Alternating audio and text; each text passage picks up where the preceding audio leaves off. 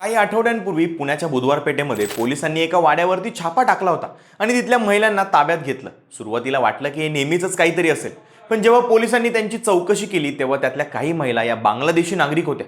त्यांच्याकडे भारतीय आधार कार्ड होती, रेशन कार्ड होती, पण ती सगळी होती बोगस. मग प्रश्न पडला की इंटरनॅशनल बॉर्डर पार करून या महिला पुण्यामध्ये आल्याच कशा?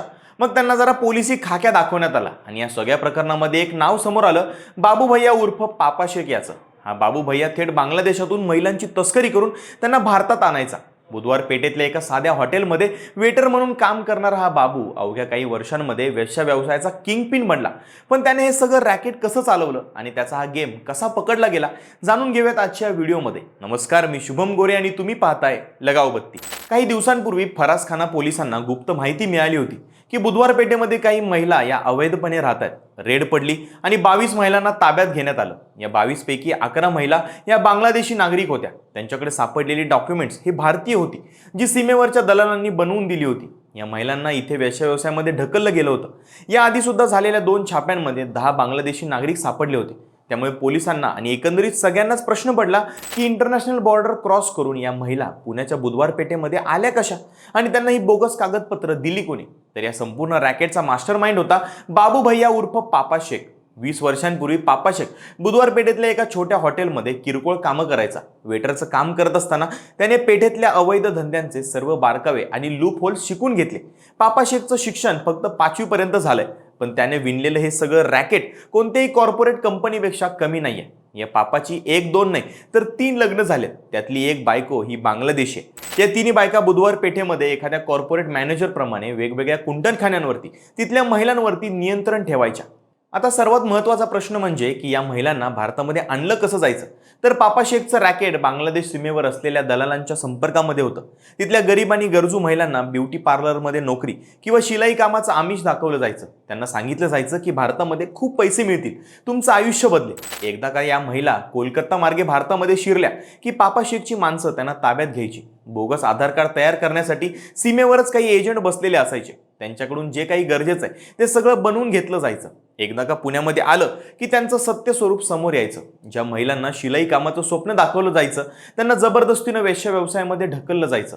जर कोणी पळून जाण्याचा प्रयत्न केला तर त्यांना पापा शेखच्या बायका बेदम मारहाण करायच्या. या दहशतीमुळे बिचाऱ्या मुलींना तिथून बाहेर पडणं हे अशक्य व्हायचं. बरं, त्यांच्या वेश्या व्यवसायातून जो काही पैसा यायचा त्यातला बराचसा भाग हा पापा शेखच ठेवायचा. आणि या सगळ्या रॅकेटमध्ये पापा शेख हा एकटा नव्हता, तर त्याच्यासोबत होते सुमित्रा कांबळे, राजेश कलिमणी, रणजित पात्रा आणि रूपा शेख यांच्यासारखी लोक. म्हणजेच हा एक संघटित टोळी बनून काम करायचा. या सगळ्या टोळीनं फक्त पैसेच कमावले नाहीयेत, तर बुधवार पेठेमध्ये आपली स्वतःची मालमत्ताही तयार केली.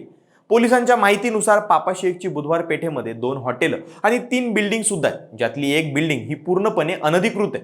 थोडक्यात काय, तर तुम्ही गंगूबाई काठियावाडी हा मूवी बघितला असेल, तर जसं गंगूला गुजरात सारख्या भागांमधून आणलं गेलं होतं, अगदी तसंच हा पापा बांगलादेशी मुलींची तस्करी करून त्यांना इथं बुधवार पेठेमध्ये उभं करायचा. पण इतकी वर्ष हा माणूस पोलिसांच्या नजरेतून कसा सुटला असा सर्वांनाच प्रश्न पडतोय.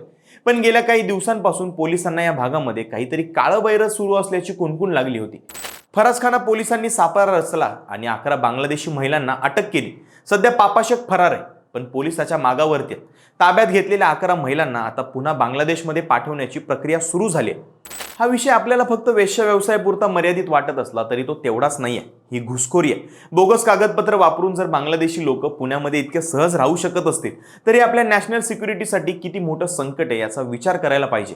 या 11 महिला जरी सापडल्या असल्या तरी पण अशा कितीतरी महिला आणि लोक अजूनही या भागामध्ये किंवा देशात बोगस नावांनी राहत असतील. या रॅकेटमध्ये जेवढा पापा शेख जबाबदार आहे ना, तेवढेच जबाबदार आहेत ते दलाल, जे पैसे घेऊन अशी सगळी बोगस डॉक्युमेंट्स बनवतात. त्यांचा सुद्धा सापळा रचून शोध घेतला पाहिजे. सध्या मानवी तस्करी हा जगातला 3रा सर्वात मोठा अवैध व्यापार आहे आणि पापा शेख सारखी लोक गरीब आणि अशिक्षित लोकांना पैशाचं आमिष दाखवून विकतायत. आज पोलिसांच्या मदतीने या रॅकेटचं आंतरराष्ट्रीय कनेक्शन उघड झालंय. या पापा शेखला शिक्षा झालीच पाहिजे आणि भारतामध्ये अजून असे बरेच रॅकेट असतील, त्यांचा सुद्धा पर्दाफाश पोलिसांनी करावा, एवढंच. बाकी तुम्हाला काय वाटतं? हे सगळं थांबवायचं असेल तर काय करायला पाहिजे? कमेंट्समध्ये नक्की सांगा आणि लगाव बत्ती या यूट्यूब चॅनलला सबस्क्राईब करायला विसरू नका.